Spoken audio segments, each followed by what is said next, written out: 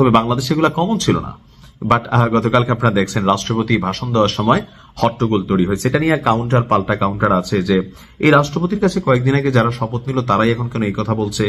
তো মানে এরকম আছে, হ্যাঁ, যে নিজেদের স্বার্থের বিপরীতে স্বরাষ্ট্রমন্ত্রী বলছিলেন। আমার কথার ওই জায়গায় না। গতকালকে জাতীয় সংসদে দেওয়া বক্তব্যে রাষ্ট্রপতি শাহাবুদ্দিন চুপ্পু তিনি যেই বক্তব্য দিচ্ছেন, এই বক্তব্য শুনা শেখ হাসিনার অনেকটা নিশ্চয়ই হার্ট অ্যাটাক টাইপ ফিল হয়েছে। তবে কথিত আছে যে রাষ্ট্রপতি শাহাবুদ্দিন চুপ্পুকে নির্বাচিত করতে শেখ হাসিনার তুলনায় যিনি শেখ রেহানা আছেন তিনি তার চয়েস ছিলেন। ইভেন শেখ হাসিনার সাথে রাষ্ট্রপতি শাহাবুদ্দিন চুপ্পুর সম্পর্কটা তেমন ঘনিষ্ঠ ছিল না। আওয়ামী লীগের মধ্যে কয়েকটি ইস্যু ছিল, এর মধ্যে আমরা জানি না সত্য মিথ্যা, বাট মার্কেটে এই কথাটা আছে। তো রাষ্ট্রপতি বলছেন যে গণঅভ্যুত্থানের মধ্য দিয়ে ফ্যাসিবাদী সরকারের পতন ঘটেছে, অর্থাৎ আওয়ামী লীগের পতন ঘটেছে।